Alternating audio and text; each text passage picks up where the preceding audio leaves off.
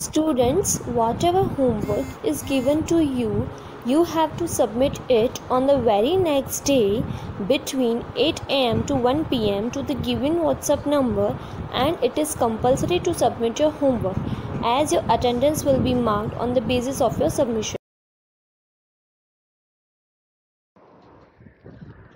Hello students, good morning. Today I am going to start the second part of the lesson. Yesterday the king was not satisfied with the answers of the three wise men. Now he is too much worried from whom he should get the answer. So he got an idea. Suddenly a thought came to him that in his kingdom only there is one hermit living in the forest. He is very clever and intelligent. He can give him the answer of these three questions.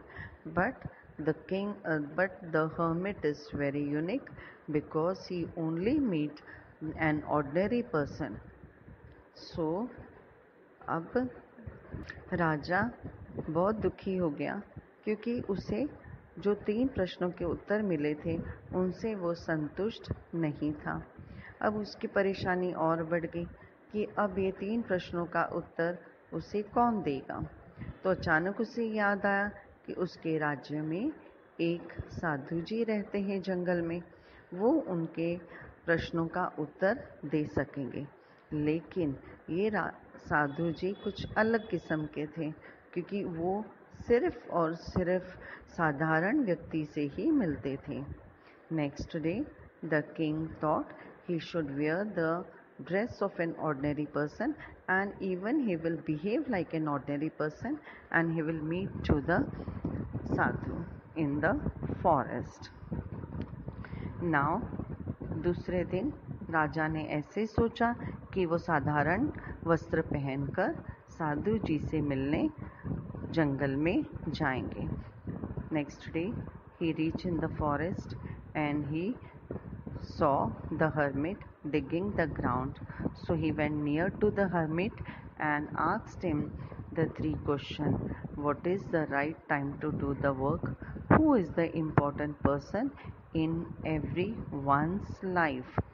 And what's the right time to do the work? These were the three questions that worried the king. So he asked the hermit to give the answer. Hermit only listened to him and he never replied to the king. With his face expression only, he asked the king to have a seat. दूसरे दिन राजा साधारण वस्त्र पहनकर जंगल में पहुंचे और जंगल में पहुंचकर वो साधु जी के पास गए। उन्होंने देखा साधु जी ज़मीन की खुदाई कर रहे हैं।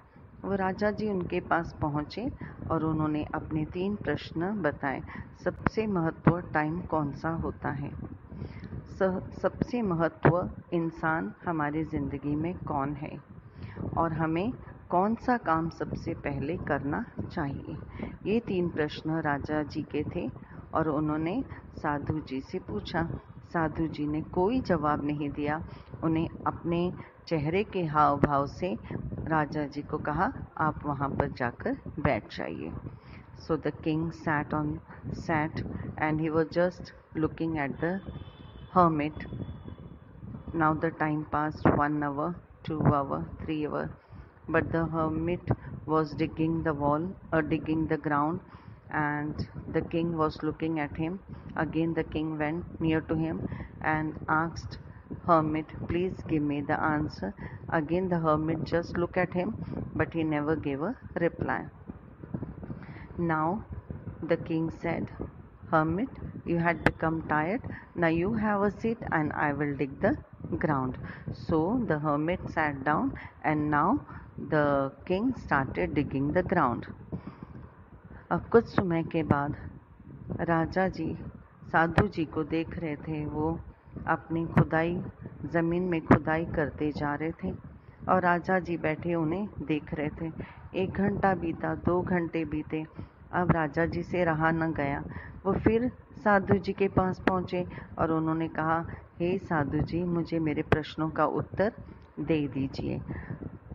फिर साधु जी ने कोई जवाब नहीं दिया, सिर्फ उन्हें देखा और अपना काम करना शुरू किया। तो अब राजा जी ने कहा, हे साधु जी, आप थक गए होंगे, आप अभी विश्राम कीजिए और मैं ज़मीन की खुदाई करूँगा। तो साधु जी बैठ गए और राजा जी खुदाई करने लगे।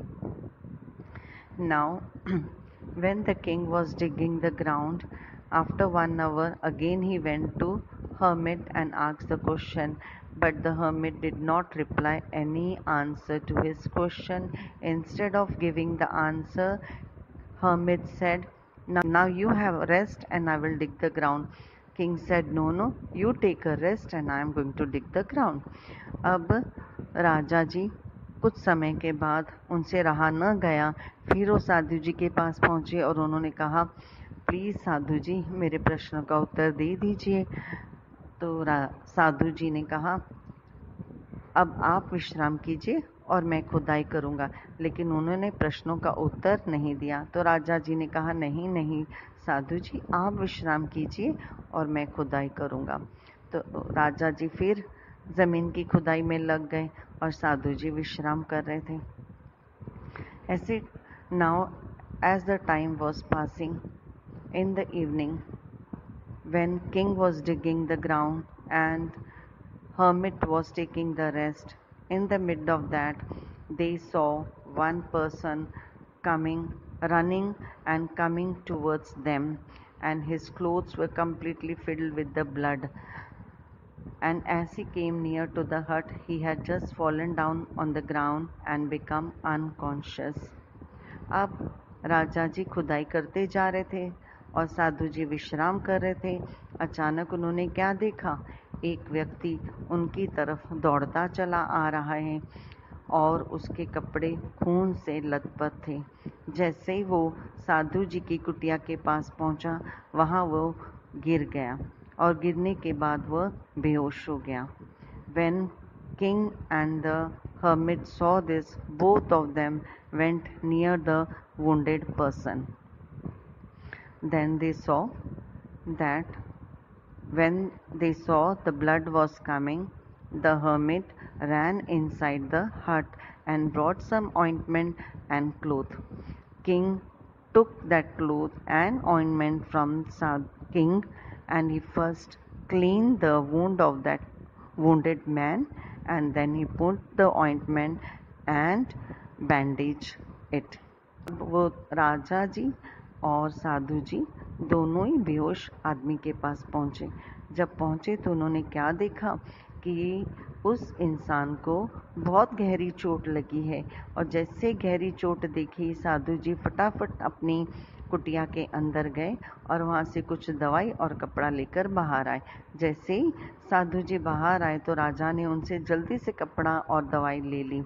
सबसे पहले राजा जी ने उसका घाव, जो उसे चोट लगी थी, उसका पूरी तरह अच्छी तरह से साफ किया और दवाई लगाई, फिर उसे पट्टी बांध दी। Now when the king had bandaged it, the face expression of the wounded man was little bit fine. He was just looking like he got something relief. So the wounded man, the king and the hermit, they both took him and laid him on the bench inside the hut. अब जैसे दवाई लगाई, पट्टी बांधी, तो जो जख्मी इंसान था उसे कुछ आराम मिला, उसका चेहरा अब कुछ अच्छा लगने लगा था।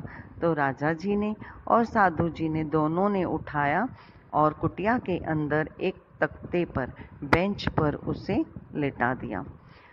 जैसे वो सो गया, now the king and the hermit were tired of the whole day, so as they lay down on the ground they fall asleep. जैसे राजा जी और साधु जी सारे दिन के थके हारे थे, जैसे वो लेटे उन्हें अच्छी गहरी नींद आ गई। तो यहाँ पे बच्चों मैं दूसरा पार्ट अपना समाप्त करती हूँ। कल तीसरा वीडियो ज़रूर देखना।